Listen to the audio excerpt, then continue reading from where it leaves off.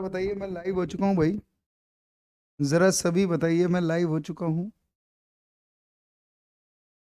क्या मैं लाइव हो चुका हूँ? जरा मेरी आवाज आ रही है बताइए भाई। क्या मैं लाइव हो चुका हूँ? मेरी आवाज आ रही है अब तक? क्या मैं लाइव हो चुका हूँ? कमेंट अभी लगा लूंगा मैं आपके। सभी बताइए फिर मैं शुरू करूँ आज की क्लास। और हम अव्यय कर रहे थे, आपको मालूम है। हम अव्यय कर रहे थे, ठीक है। हम अव्यय कर रहे थे। शुरू कर, नमस्कार मंजू, शुरू करें क्लास? चलिए आइए आइए आइए शुरू करते हैं हम। तो मालूम है ना हम अव्यय कर रहे थे। मैंने पीडीएफ तो नहीं लगाई पर हम, मुझे मालूम है कि हम इस टॉपिक को कर रहे थे। हम इस टॉपिक को कर रहे थे अव्यय। हम इस टॉपिक को कर रहे थे अव्यय। यही टॉपिक कर रहे थे। और अव्यय को एक नाम से मैंने बताया था, अविकारी। थोड़ा रिकॉल कर लेते हैं। अविकारी। अविकारी वो शब्द है, ऐसे शब्द जिनमें लिंग, वचन, पुरुष, काल आदि के काल आदि के आने पर भी कोई परिवर्तन नहीं होता, उसे हमारी हिंदी में अव्यय कहते हैं। क्लियर है इतनी बात? क्लियर है। Good evening. वशीषण लिखा हुआ है तुम्हारे उसमें, लेकिन हम कर रहे थे ये बेटा। क्या मैं लाइव हूँ? चलो हूँ। नमस्कार। पहले सब बच्चे बताइए, ये टॉपिक चल रहा था। जरा 2 मिनट में एक बार सभी लोग। अव्यय के प्रकार दो हो भी गए थे, वेरी गुड। जरा फिर भी नाम नाम मुझे बताइए। अव्यय के दो प्रकार, चार प्रकार कौन कौन से लिख देना जरा, पता हो तो।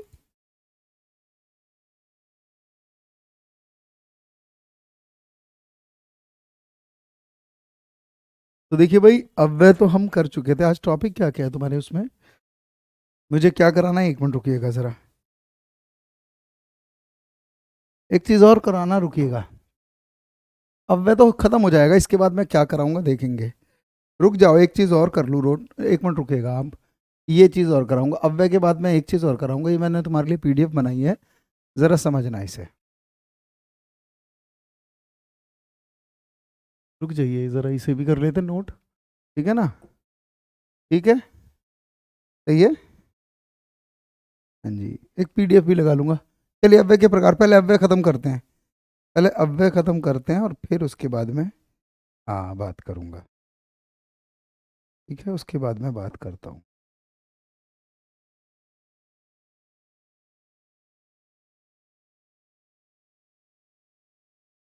बस अभी करते हैं। देखो अव्यय, देखो अव्यय। अव्यय कुछ बात नहीं करते। हमारी हिंदी में अव्यय है जो लिंग, वचन, पुरुष के आदि आने पर कोई परिवर्तन नहीं आता। फिर मैंने अव्यय के प्रकार बताए थे। अव्यय 4 प्रकार के होते हैं। अव्यय 4 प्रकार के होते हैं, यहाँ देखिए। 2 प्रकार मैंने ये बताए थे, क्रिया विशेषण। अभी क्रिया विशेषण और कराऊंगा, इसके प्रकार बताने हैं, है ना। एक तो क्रिया विशेषण, एक मैंने दूसरा बता दिया था संबंध बोधक। इस पे कोई चर्चा नहीं करूंगा अब मैं। ये मैंने बता दिया था, याद रखना। संबंध, संबंध, संबंध बोधक, ये मैंने करा दिए थे और दोबारा देने की जरूरत नहीं है, मैंने कराए थे ये। ठीक है, आज मुझे क्या करना है? हाँ बहुत अच्छी बात है। आज मैं 2 अव्यय कराने जा रहा हूँ, इस पे कोई चर्चा नहीं करते, पर अभी क्रिया विशेषण लेके चलना है। क्रिया विशेषण खुद 4 प्रकार का होता है, ये बताना है मुझे। लेकिन पहले मैं सारे अव्यय करा दूं, ठीक है ना, एक बार पहचान। एक तीसरा अव्यय बड़ा आसान है, ये कम देगा। ये है समुच्चय बोधक अव्यय। आज इस पे बात करनी है और बहुत ज्यादा नहीं बताना इस पे, बस अब हम उतनी बात करेंगे जो तुम्हारे पेपर लायक होता है ना। समुच्चय बोधक अव्यय शब्द होता है, और एक होता है विस्मयादि। एक होता है विस्मयादि बोधक अव्यय। विस्मयादि बोधक, बोधक अव्यय, ठीक है। विस्मयादि बोधक अव्यय, ये चार अव्यय, ठीक है। चलो आओ मिलते हैं। क्लियर है? इतनी बात हो गई थी, जरा छोटा कर लेता हूं पेन ताकि आपको अच्छे से दिखे। चलो, तीसरा अव्यय एक होता है समुच्चय। बड़ा आसान है, देखिए। समुच्चय बोधक अव्यय, बड़ा आसान करेंगे, ज्यादा मुश्किल नहीं। वैसे इसके भी कई प्रकार होते हैं, हम उतना ही पढ़ेंगे जितना तुम्हारे पेपर में आएगा।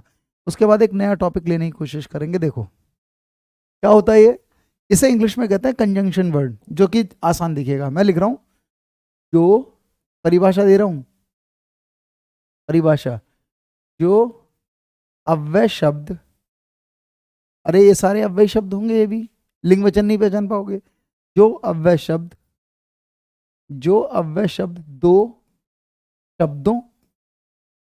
दो शब्दों या दो वाक्यों को जोड़ने के लिए प्रयोग किए जाते हैं। जो अव्यय दो वाक्यों या दो शब्दों को जोड़ने के लिए प्रयोग किए जाते हैं, हमारी हिंदी में उन अव्ययों को क्या कहा जाता है? समुच्चय बोधक अव्यय। समझ में आ रही बात? क्लियर है? चलिए ठीक है, चलो भाई आगे बढ़, रुकिएगा। चलिए चलो यहाँ देखो, ठीक है। समुच्चय बोधक अव्यय, जैसा मैं एक सेंटेंस दे रहा हूं, रवि और सुधा शादी कर रहे हैं। इसमें अव्यय कहाँ है? जरा बताओ। जब भी कोई शब्द दो शब्दों, या एक तो रवि है और एक सुधा है, इनको जोड़ने का काम कौन कर रहा है? और क्या ये अव्यय है? शादी कर रहे हैं तो क्रिया हो रही है, पर और जो है वो अव्यय शब्द है। क्या ये दो शब्दों को जोड़ रहा है? कभी कभी ये दो वाक्य को भी जोड़ जाता है, जैसे कृष्ण भगवान है, तथा कंस राक्षस। बस इतना ही, है भी लगाने की जरूरत नहीं। कृष्ण भगवान है, कंस राक्षस। तो क्या तथा भी अव्यय है? पहले तो मैं बड़ा साधारण चीजें बता दूं, कौन से शब्द समुच्चय बोधक अव्यय हो सकते हैं? कौन से शब्द समुच्चय बोधक अव्यय हो सकते हैं? तो देखिए मैं लिखने जा रहा हूं, और अथवा। मैंने तुम्हें वाक्य कराया था, संयुक्त वाक्य, उसमें बताया था समुच्चय बोधक अव्यय से दो वाक्य जोड़ते हैं, और, अथवा, या, किंतु, परंतु, लेकिन, तथा, ये सारे दो शब्दों को जोड़ते हैं और सारे अव्यय हैं। तथा, एवं, अतः, इसलिए। कुछ और भी शब्द आते हैं, जैसा मैंने इस कलर से लिख रहा हूं, इसलिए, क्योंकि, यद्यपि के साथ आ जाता है तथापि, अर्थात, मानो,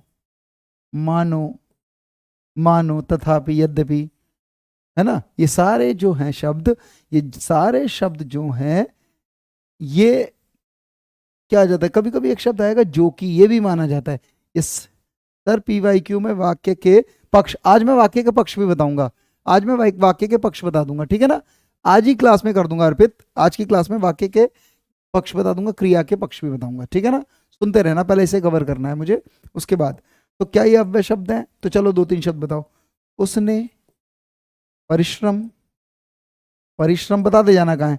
परिश्रम किया, उसने परिश्रम किया, अतः वह प्रथम आया। तो क्या इसमें अतः है या नहीं है? ये अव्यय। महादेवी वर्मा, मानो देवी, महादेवी वर्मा मानो सरस्वती,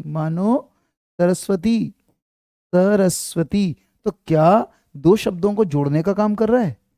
सरस्वती, बताओ अव्यय कहाँ है? ये रहा अव्यय, मानो है या नहीं है? कई बार ऐसे आ जाएगा, कई बार ऐसे आएगा।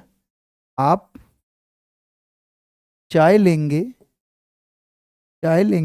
या कॉफी। अगर तुम अव्यय पहचानना चाहो तो ऐसे पहचान सकते हो, आप सर्वनाम है, चाय संज्ञा है, लेंगे क्रिया है, कॉफी भी संज्ञा है या नहीं। पर ये जो या है ये अव्यय। तो जब इससे ज्यादा मत करो, इससे ज्यादा करने की जरूरत नहीं है, बहुत सारे शब्द आ जाएंगे ऐसे, ठीक है ना। आज मैं वाक्य के पक्ष कराऊंगा, उसके प्रश्न भी कराऊंगा, और वो टॉपिक भी करा दूंगा, लेकिन अभी वही बचेगा तो हो गया खत्म। पहले बताओ कोई डाउट है इसमें? ज्यादा पूछेगा नहीं।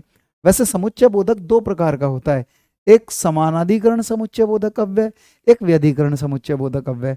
जो संयुक्त वाक्य होता है वो समानाधिकरण समुच्चय बोधक अव्यय से जुड़ा होता है, जैसे और, अथवा, या, किंतु, परंतु, लेकिन, तथा।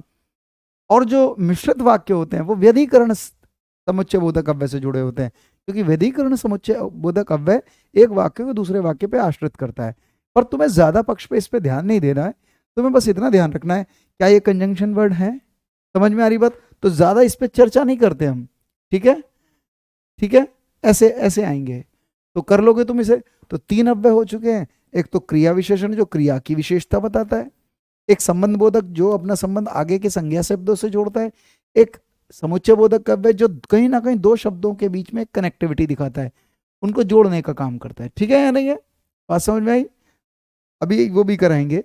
चौथा, चौथा वाक्य क्या है? ये भी आसान है, फिर मैं क्रिया विशेषण पे आऊंगा। चौथा एक है विस्मय यादि बोधक अव्यय। इसकी ना तुम्हारे पेपर में केवल परिभाषा आई है, हालांकि इतना आसान है। जब मैं करूंगा विस्मय आदि बोधक अव्यय, हाँ वो करूंगा, वो भी कराऊंगा। ठीक है, विस्मय आदि बोधक ये क्या होता है? इसके लिए सबसे आसान तरीका ये है कि जब ये तुम्हारे वाक्य के अंदर आएगा, वाक्य में दे, तो पीछे ना क्वेश्चन मार्क जरूर होगा। लेकिन अगर सिंगल शब्द में आता है तब इसके पीछे विस्मय आदि बोधक चिन्ह नहीं होता। तो एक तो इस चिन्ह के आगे जो शब्द होगा वो अव्यय शब्द होगा, लेकिन ये वाक्य में लगाते हम विराम चिन्ह, बाकी सिंगल वर्ड में नहीं लगाते हैं। तो अभी बात करूंगा कैसे। तो विस्मय आदि बोधक चिन्ह, विस्मय आदि बोधक अव्यय शब्द कौन से हैं? तो मैं इसकी परिभाषा लिख रहा हूं, पता भी है, मैंने कराया भी होगा थोड़ा बहुत। मैं लिख रहा हूं जो अव्यय शब्द, जो अव्यय शब्द, जो अव्यय शब्द, जो अव्यय शब्द आश्चर्य, जो अव्यय शब्द ब्लू कलर का इस्तेमाल कर लेते हैं, आश्चर्य, क्रोध, हर्ष, घृणा, दुख। जो अव्यय आश्चर्य, क्रोध, हर्ष, घृणा, दुख, शोक, शोक भी दुख को ही कहते हैं, उपहास, किसी का मजाक उड़ाना, उपहास, उपहास को कभी कभी कहते हैं व्यंग। क्या कहते हैं? व्यंग। आदि के भाव, आदि के भाव प्रकट करें, आदि के भाव प्रकट करें, प्रकट करें, उन्हें हमारी हिंदी में विस्मय आदि बोधक अव्यय कहते हैं। जैसे मैं कुछ शब्द लिखूं, देखिए कुछ शब्द लिख रहा हूं, वाह, अरे, उफ, छी, छी, साइन लग जाएगा, छी। ठीक है, नहीं ऐसे? ठीक है ना? हे भी लगा देते कभी, हे। ठीक है ना? हाय, ओहो, ओह, इस तरह ऐसे शब्द, आहा, खुशी के लिए आहा, मजा आ गया। ठीक है या नहीं है? ऐसे जितने शब्द आए, और ये सारे अव्यय हैं, तुम बता नहीं सकते इसमें से कौन सा स्त्रीलिंग है कौन सा पुल्लिंग, पर ये कहीं ना कहीं पता है भाव प्रकट करते हैं। ये आश्चर्य का भाव, वाह खुशी का भाव, ये आश्चर्य का भाव, ये घृणा का भाव, ये भी घृणा का भाव, आय, आय दुख का भाव, ओह ये भी दुख का भाव प्रकट करता है, आहा हर्ष का भाव प्रकट आता है ना? कभी कभी एक शब्द आता है काश, और ऐसे लगा देंगे इसके आगे, ये इच्छा का भाव प्रकट करता है। ठीक है, ऐसे सारे शब्द कौन से जाते हैं? विस्मय आदि बोधक अव्यय। जैसे मैं लिख के दिखाता हूं, अरे तुम इतनी बड़ी हो गई, तुम इतनी बड़ी हो गई। तो क्या इसमें आश्चर्य का भाव है? जिस वाक्य में आश्चर्य आ जाए, आए, वह चल बसा, वह चल बसा। ठीक हो? इस तरह से, उफ, भीषण गर्मी, भीषण गर्मी, भीषण गर्मी, क्या वाकई में अव्यय है? और भीषण अव्यय नहीं है, क्योंकि भीषण गर्मी की विशेषता बता रहा है, ये विशेषण है, और गर्मी संज्ञा है। तो आपको चुनना पड़ेगा। क्या ये बात समझ में आ रही है तुमको? क्या ये आ गया? कभी कभी आएगा छी, छी, ऐसे भी लिख सकते हैं कि ये मत उठाओ, या ये छी। कैसे लिख दोगे? छी, बस इतना ही लिख दो, हो जाएगा। तो क्या समझ में आया? 4 अव्यय थे, ये बस थोड़ी सी बात रह गई थी, हो गया ये। तो मैंने 4 अव्यय करा दिया। इधर आओ, फिर मैं वापस क्रिया विशेषण पे आता हूँ। अभी एक निपात रह गया, वो बाद में लूंगा। क्रिया विशेषण वापस में आ गया। कोई मुझसे पूछे, ध्यान से सुनना मेरी बात, फिर मैं प्रश्न पूछूंगा तुमसे। क्रिया विशेषण किसे कहते हैं, ऐसे ही बताओ। क्रिया विशेषण किसे कहेंगे? एक दो प्रश्न पूछूंगा, याद आता है। कभी पूछे क्रिया विशेषण अर्थ के आधार पर कितने प्रकार का होता है, तो क्रिया विशेषण अर्थ के आधार पर 4 प्रकार का होता है। अव्यय शब्द भी 4 प्रकार का है, पर अव्यय का एक प्रकार, हाँ बिल्कुल, तुम्हें बस याद रखना है। सारे अव्यय बता रहा हूं। जब भी अव्यय आ जाता है ना, और आ जाता है क्रिया विशेषण के अंदर, तो अव्यय खुद 4 प्रकार का है। मुख्य एक 5वां निपात भी मानते हैं, वो भी बताऊंगा। लेकिन जब अव्यय आ जाता है, आंख में चुभन सी हो रही बेटा, चलो देखो, ठीक है, मैं पानी ले लूँ। कहते हैं समझ में? जब क्रिया विशेषण आता है तो क्रिया विशेषण अर्थ से 4 प्रकार का देता है, होता है। क्रिया पक्ष पे बात करूंगा आज मैं, क्रिया पक्ष पे बात करूंगा, टेंशन ना लो। क्रिया पक्ष बताना है मुझे तुम्हें, ठीक है? अब तो लगभग लगभग सारे टॉपिक हो गए हमारे, लेकिन चल रहा है, जो जो बचा हुआ है वो मैं कर रहा हूँ। क्रिया विशेषण अर्थ के आधार पर 4 प्रकार का होता है। जैसे मैं पहले नाम लिखता हूँ, नाम लिख रहा हूँ, चलो बताओ। पहला नाम लिख रहा हूँ, एक होता है रीतिवाचक।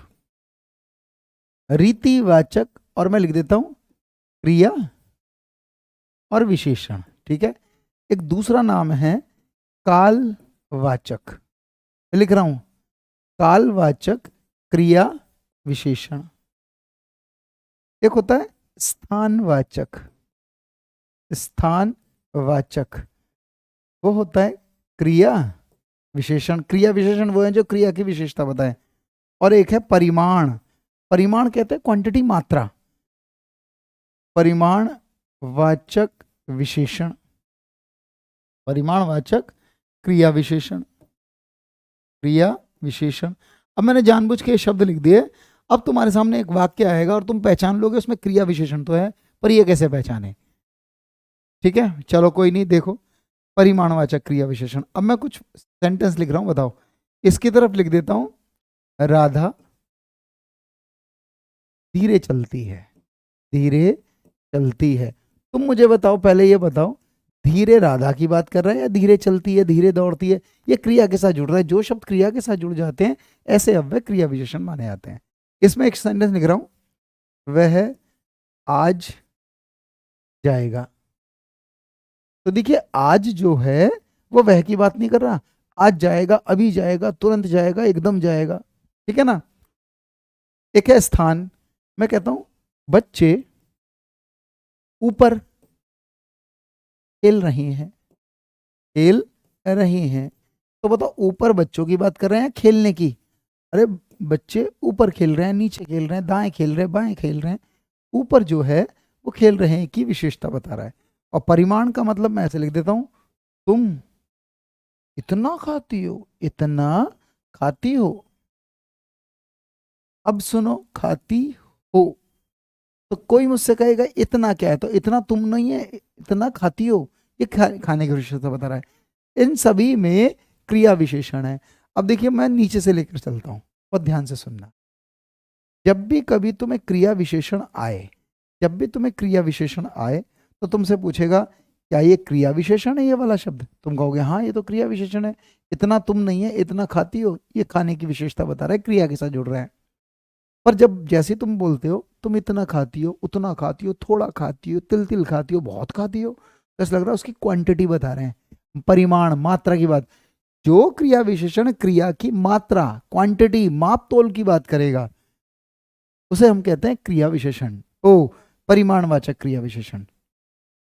सिलेबस तो लगभग हो ही गया है, थोड़ा बहुत मैं करूंगा, थोड़ा मैं करूंगा, ठीक है भाई? ठीक है, सिलेबस अभी मैं जो जो कर रहा हूं, मैं लगभग संपूर्ण हिंदी कोशिश कर रहा हूं। तुम्हारा तुम्हारा लगभग जनरल पेपर तो मैंने कर दिया, लेकिन अभी क्रिया पक्ष रह गया। मुझे लग रहा है एक टॉपिक में कारक भी कराऊंगा तुम्हें। हालांकि समास में मैंने कारक बताया था, पर कर्ता ने कर्म को इसकी भी जानकारी लो, ठीक है? बाकी तो हम सारे टॉपिक तुम ढूंढो, देखो मैंने छोड़ा ही नहीं कुछ। अभी देखते हैं जो जो नहीं हुआ होगा उस पर मैं आऊंगा, ठीक है या नहीं है? ये जरूरी है तुम्हारे लिए बताना, ये पूछेगा तुम्हारे पेपर में। तो इतना खाती हो, इतना समझ में आया? इतना माने बहुत ज्यादा। एक पैसेज भी कराना भी तुम्हें। वर्ण की क्लास देखो उसके अंदर है, वर्ण की क्लास पड़ी हुई है, मैंने देखी तुम्हारे कोर्स में वर्ण पड़ा हुआ है। अगर वर्ण समझ में नहीं आएगा तो मैं दोबारा वर्ण पढ़ा दूंगा, ठीक है? वर्ण बड़ा आसान है, बहुत ईजी है। सिलेबस तो लगभग बच्चे हो गया, तुम्हारी हिंदी जितनी आनी है वो तो मैंने कर दी इसमें, तुम खुद ढूंढ लो।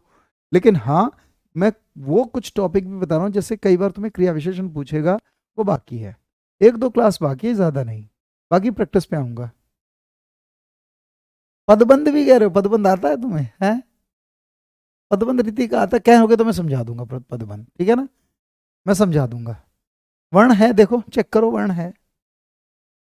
रस नहीं है, रस तुम्हारे कोर्स में नहीं मेरे बच्चे, रस तुम्हारे कोर्स में नहीं है, ठीक है ना? ठीक है। अलंकार नहीं है तो अलंकार पे मैं बात कर लूंगा, वैसे अलंकार भी नहीं है, अलंकार में करा दूंगा। तुम्हें काव्य शास्त्र नहीं आएगा, तुम्हारा जनरल पेपर का हिंदी का पेपर है, ठीक है? चलो देखो, अब आगे बढ़ो, आगे से बताओ। परिमाणवाचक क्रिया विशेषण इतना, पक्का? लेकिन कई बार अगर तुम्हें ये ना पता लगे ये परिमाण है, तो देखो एक छोटा सा अंतर बता रहा हूँ। जब एक शब्द दे रहा हूं कितना, कोई तुमसे पूछे ये कौन सा शब्द है, तो ये भी अव्यय है, ये लिंग वचन में नहीं पहचाना जाता।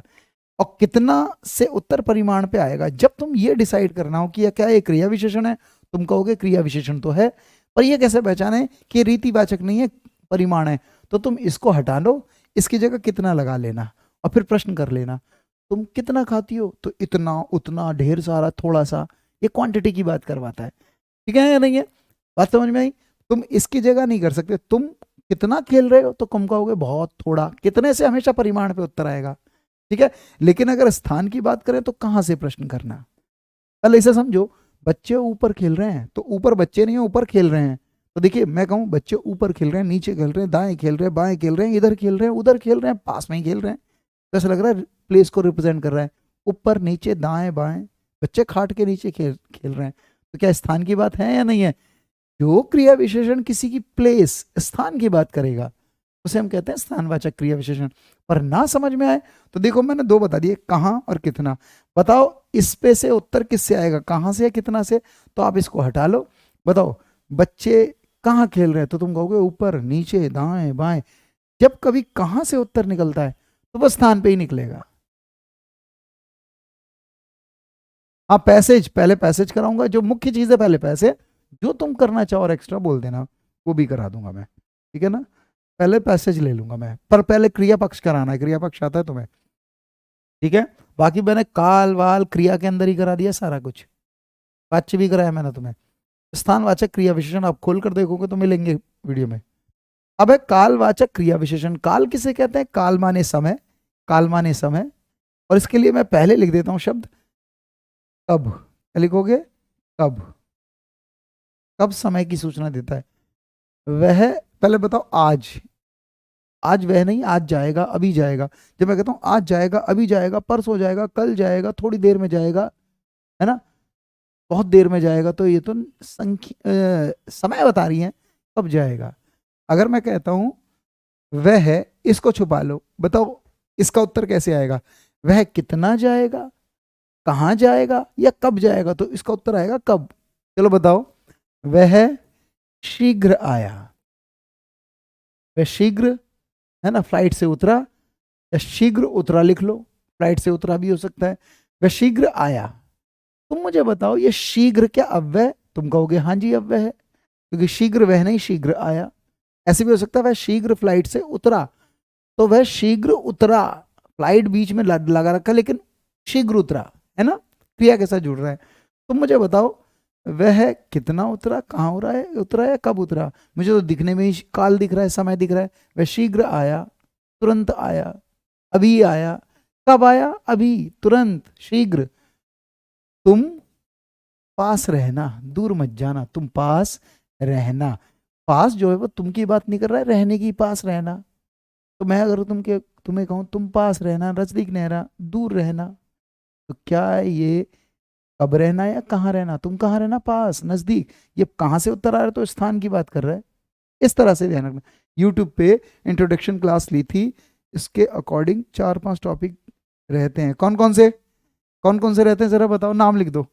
प्रिया नाम लिख दो कौन कौन से, यूट्यूब पे मैंने दिए होंगे, लेकिन तुम अपना सिलेबस भी देखो, जो सिलेबस आएगा, फिर भी मुझे लिख के दिखाना मैंने कैसे लिख दिया, ऐसे लिख दिए होंगे तो करा दूंगा। बताइए कोई टॉपिक लिख के दिखाओ।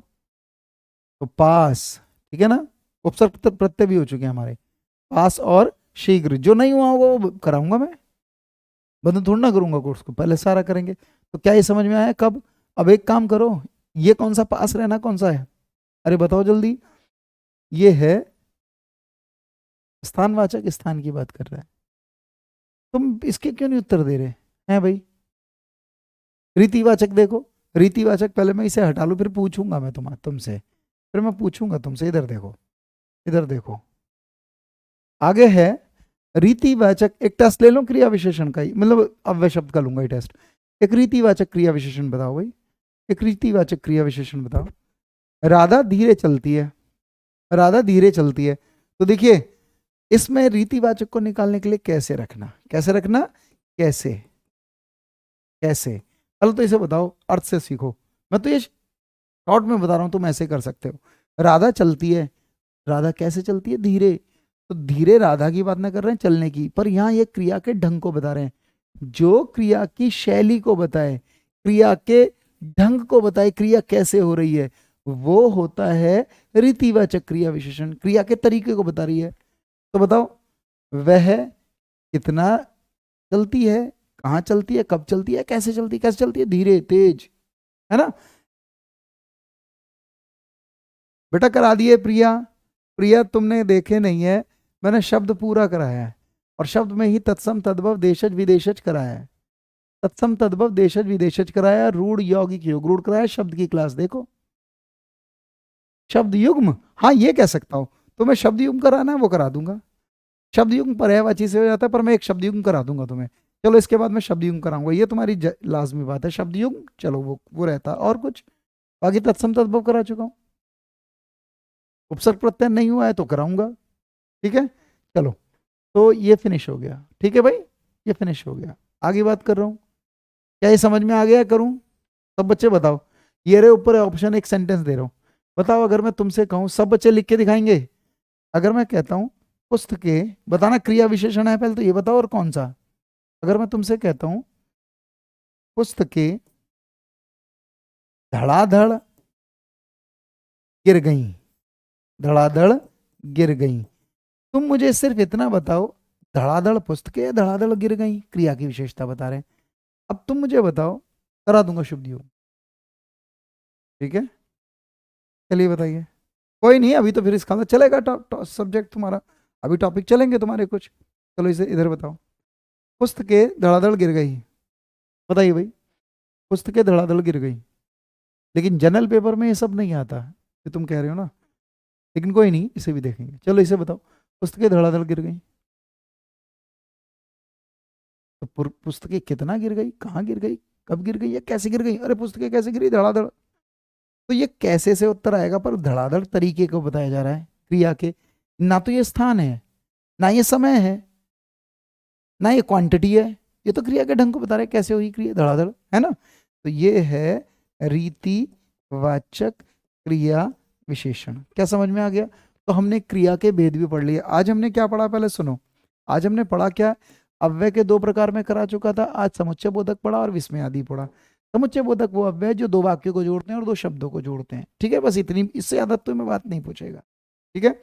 इसके अलावा मैंने बताया विस्मय आदि बोधक वो वाक्य हैं जो आश्चर्य, क्रोध, हर्ष, घृणा, दुख आदि के भाव प्रकट करेंगे, वो अव्यय क्या माने जाते हैं, विस्मय आदि। इनकी एक गारंटी है, विस्मय आदि बोधक चिन्ह आता है उन शब्दों के आगे, है ना, एक्सक्लेमेशन साइन आता है। और इसके अलावा मैंने जो पहला प्रकार बताया था उसके प्रकार भी तुमको बताएं, ठीक है, समझ में आया, हो गया ये। एक चीज, एक अव्यय और रह गया, अगर मैंने तुम्हें शुरू में बताया कि अव्यय शब्द जो है, बस ऐसे ही समझो बेसिक तौर पे तुम, अव्यय के मुख्य प्रकार कितने हैं, अगर कभी आए अव्यय के मुख्य प्रकार कितने हैं, तो अव्यय के मुख्य प्रकार चार बताए थे तुम्हें, और कौन कौन से, एक है क्रिया विशेषण, मैं ऐसे लिख रहा हूं खाली क्रिया विशेषण, ये पहला प्रकार था, क्रिया विशेषण खुद चार प्रकार का है। दूसरा एक एक क्रिया विशेषण, एक है संबोधक, संबंध बोधक, ये बताया था पिछली बार, संबंध बोधक, और एक आज बताया समुच्चय बोधक, जो दो वाक्य को जोड़ते हैं, समुच्चय बोधक कंजंक्शन वर्ड को। और एक और बताया जिसे हम कहते हैं विस्मय यादि बोधक। ये मुख्य भेद हैं। और अभी ये भी कर लिया हमने, विस्मय आदि बोधक अव्यय ये कराया है। और अभी ये भी पढ़ लिया क्रिया विशेषण जो है तो वो भी अर्थ के आधार पर चार प्रकार का होगा। रीतिवाचक आर, है ना, कालवाचक के, स्थानवाचक एस, और परिमाणवाचक क्वांटिटी, है या नहीं है।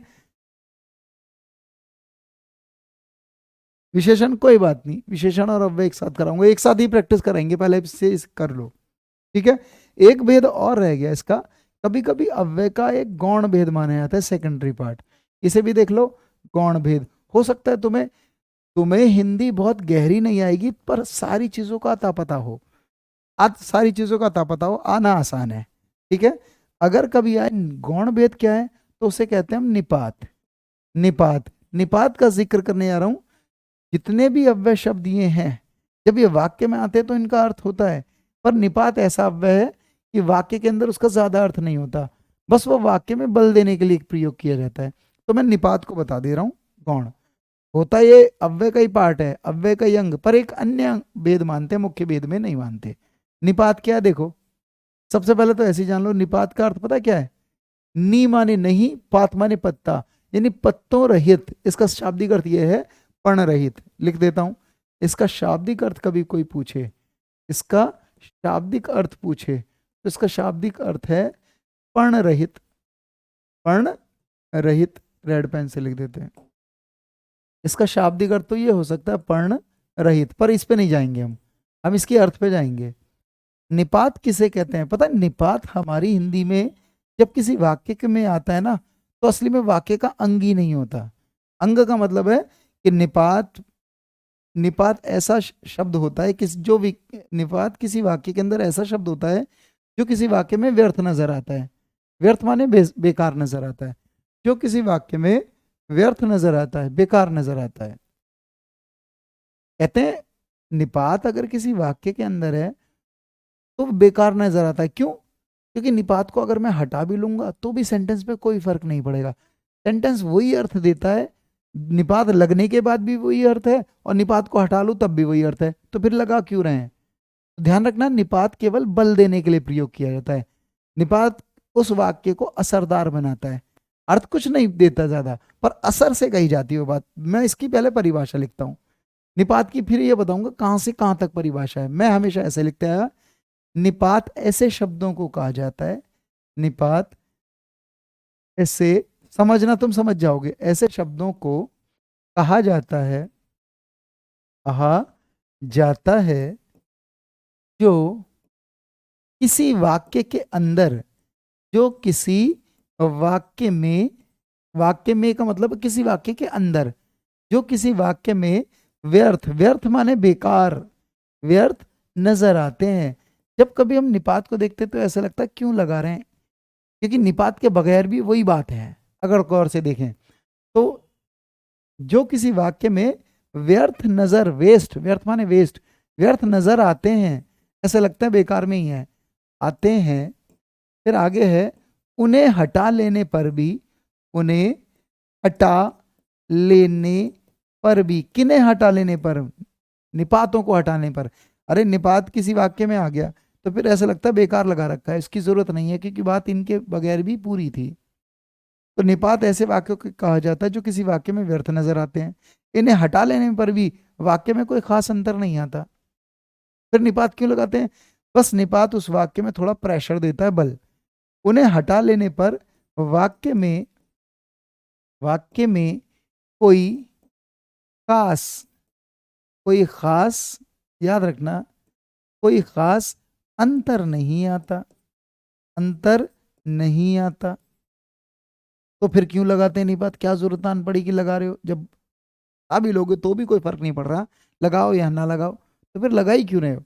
तो देखिए इसके आगे यहां से परिभाषा बनेगी इसकी, उन्हें हटा लेने पर भी वाक्य में कोई खास अंतर नहीं आता, किंतु लेकिन निपात, ये थी यहां से परिभाषा इसकी, किंतु निपात किसी वाक्य में, किसी वाक्य में बल देने के लिए, प्रेशर, बल देने के लिए प्रयोग किया जाता है, यूज किया जाता है, प्रयोग किया जाता है।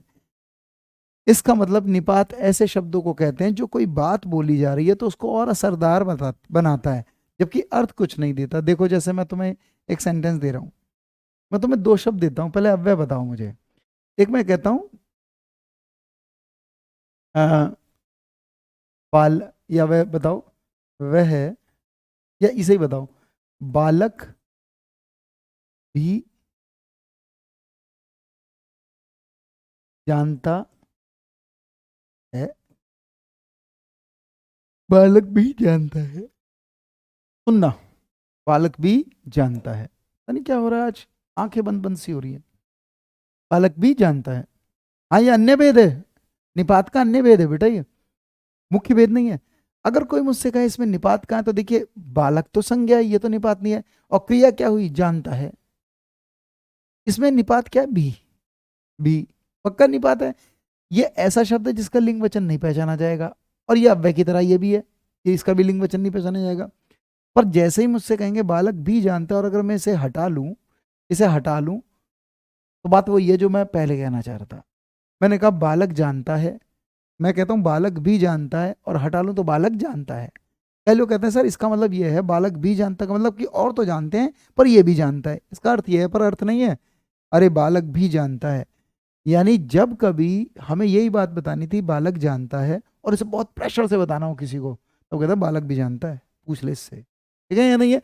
इसमें ऐसा मत देखा करो अपने आप आइडिया लगाकर कि और भी जानते हैं इसलिए भी जानता है, पर जब कहना अरे बालक भी जानता है, इसे देख बात कर, ठीक है ना, इसमें हम दूसरों को फोकस नहीं कर रहे।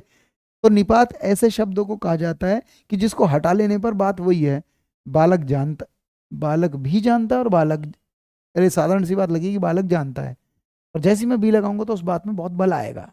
अर्थ नहीं आता, अर्थ कोई फर्क नहीं देता, बस बल आता है, बालक भी जानता है। एक और देखो, मैं तुम्हें ऐसे बताता हूं, वह मुझसे, समझने की कोशिश करना, मुझसे बोली तक नहीं, बताओ इसमें निपात कहाँ है। तो देखिए वह सर्वनाम है, ये तो निपात नहीं है, मुझसे सर्वनाम है, और क्रिया हुई बोली नहीं, और मैंने लिखा तक।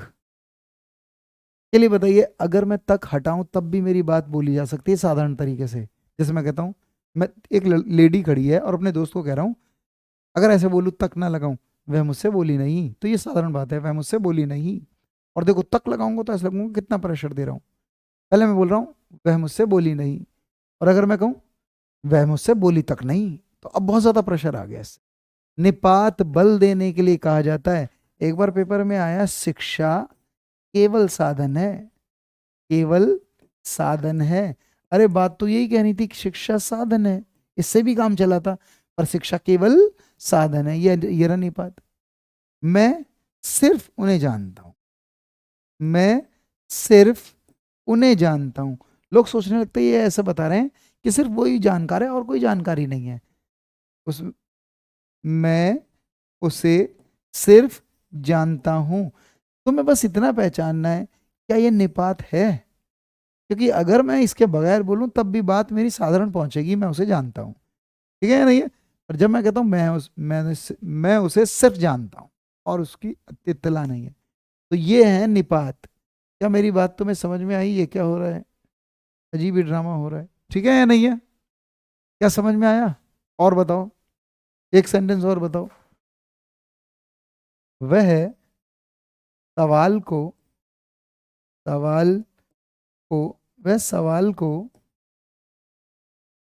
लगभग हल कर लेता है, हल कर लेता है। असली में इसमें ये निपात माना जाएगा। कोई नहीं, बस फिनिश करना है मुझे, रुक जाओ। तो ये मेरी तरफ से हो गया, तो मैंने अव्यय सारा खत्म कर दिया, अव्यय कुछ छोड़ा ही नहीं, अव्यय हो गया तुम्हारा फिनिश आज की क्लास में, अव्यय कर दिया कंप्लीट। आगे की बात करूं तो आगे की क्लास में मैं एक टॉपिक ले रहा हूं, ध्यान रखना जो जो जरूरी है। आज की क्लास में एक टॉपिक ले रहा हूं, रुक जाओ, इसको देखो, क्रियापक्ष समझना 15 मिनट में कोशिश करेंगे, बड़ा छोटा सा टॉपिक है। देखो रुको, इसे मैं लगा लूँ फिर मैं, अरे यार ये तो गड़बड़ी हो रही है, रुको, रुकना बेटा, रुकना, आ जाए तो बहुत ही बढ़िया है।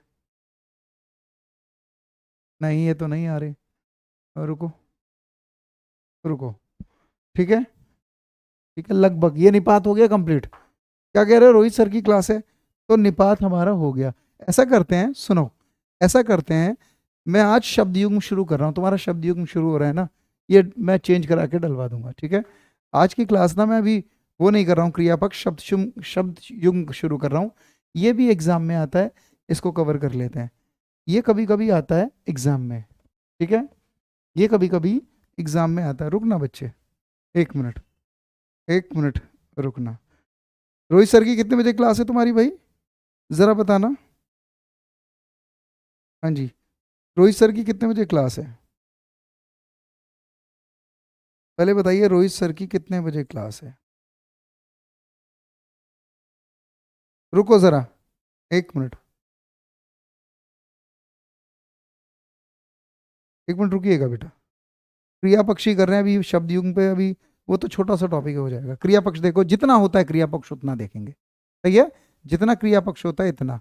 1 मिनट की बस बात है, मैं लगा लूँ, मुझे पीडीएफ से पढ़ाना आसान हो जाएगा, जल्दी पढ़ा दूंगा, हालांकि हाथों से भी पढ़ा दूंगा मैं। रुकिएगा बच्चे, 1 मिनट रुकिएगा, इसको क्या है ये, रुको, रुकिएगा 1 मिनट। हाँ जी, ये आया, रुको, देखो क्रिया पक्ष, ये पेपर में बहुत इंपॉर्टेंट टॉपिक है लेकिन आसान है, जरा रुकिएगा इसे।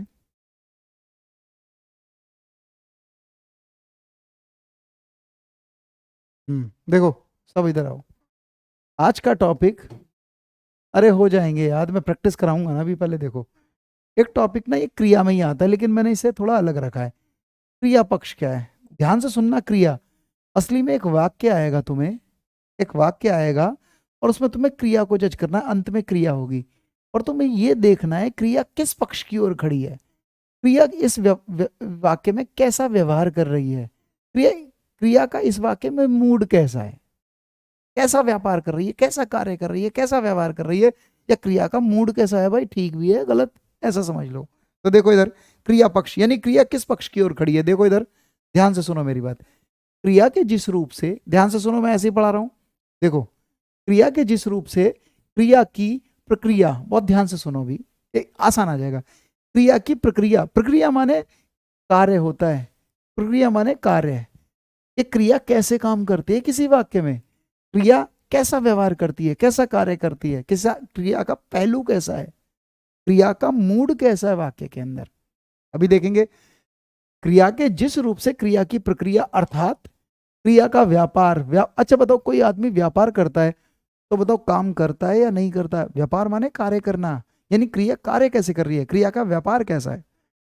तो क्रिया के जिस रूप से क्रिया की प्रक्रिया या क्रिया का व्यापार, व्यापार में क्या आता है, क्रिया का पहलू, क्रिया का नजरिया कैसा है, क्रिया का पहलू, उसका स्वरूप कैसा है, उसका भाव कैसा है, उसका नेचर कैसी है, इस वाक्य में प्रकृति, इसका बोध कराता है।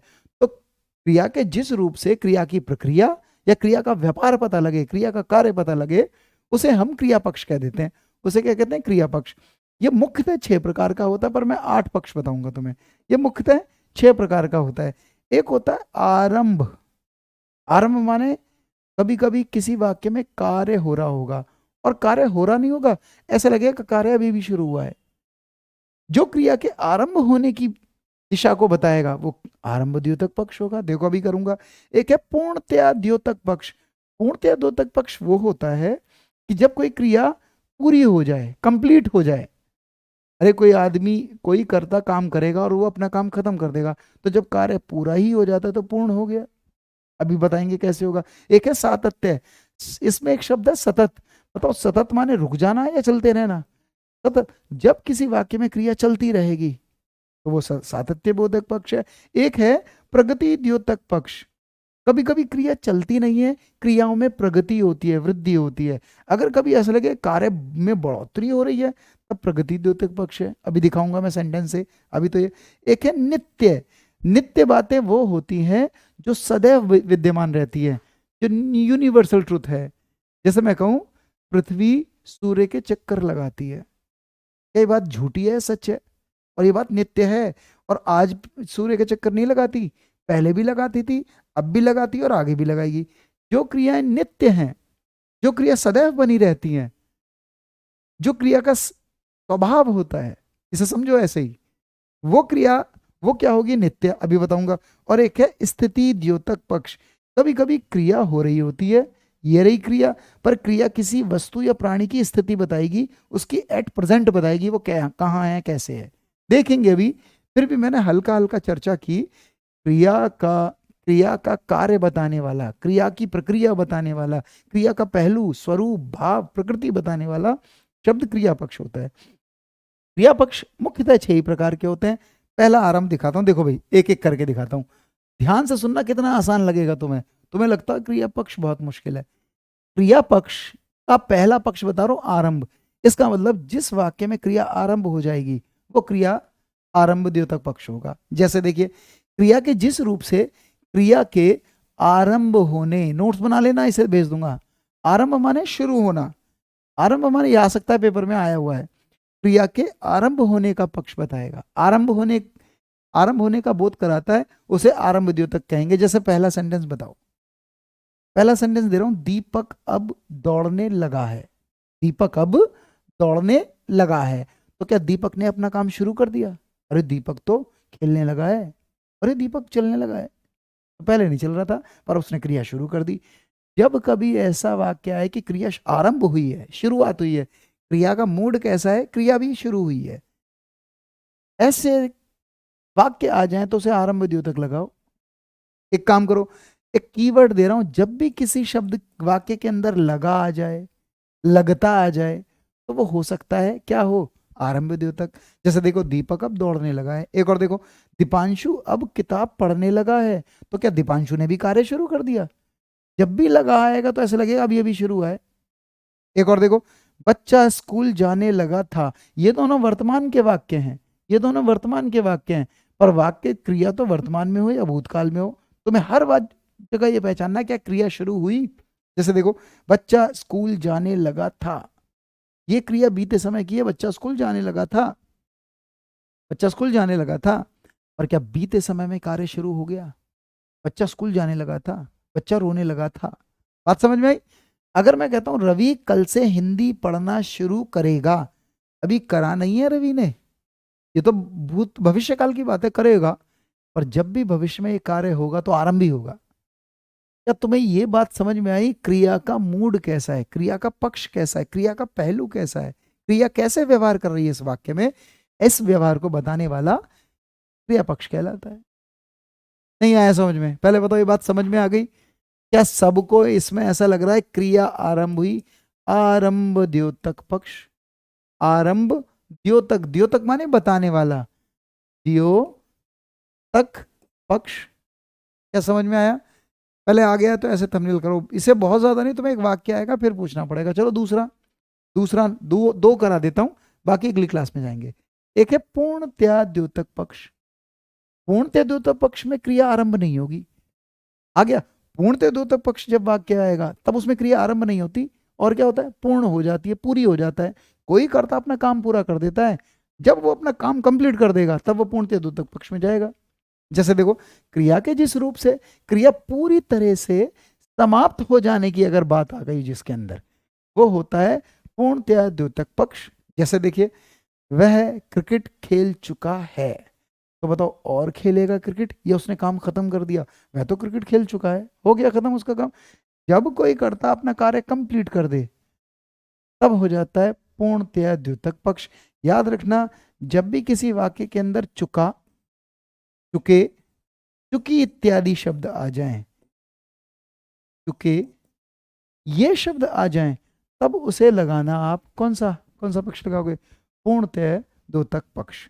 एक और देखो, जरूरी नहीं चुका ही आए, देखो इसे देखो, उसने मेरे घर पहुंचने से पहले खाना खा लिया था, उसने मेरे घर पहुंचने से पहले खाना खा लिया था, तो क्या उसने भी काम खत्म कर लिया? इसने भी कर लिया। लिया था, पास्ट टेंस आने ही आने हैं इसमें, है ना। अंजू ने सेब ले लिए, अब लेगी कितना, और ले तो लिए। जब क्रिया फिनिश हो जाए, है ना, दिन ढल गया, तो और नहीं ढलेगा, काम खत्म हो गया दिन का, ये वाला कौन सा वाक्य माना जाएगा? ये माना जाएगा पूर्णतः द्योतक पक्ष। एक और देखो, सारिका ने वह पत्र पढ़ लिया है, तो और पढ़ेगी सालिका, या काम खत्म कर लिया? लिया है, लिया था, ऐसे वाक्य आएंगे तो पूर्णतः द्योतक होंगे। मैं तो कई बार कीवर्ड देखता था, लगा है, शुरू हो करेगा, शुरू होगा, इस तरह के वाक्य आएंगे इसमें अंत में। इसमें लिया है, शिक्षक ने कल ही पूरी किताब पढ़ा दी थी। तो अब कितना पढ़ाएंगे, काम तो शिक्षक ने पूरा कर दिया।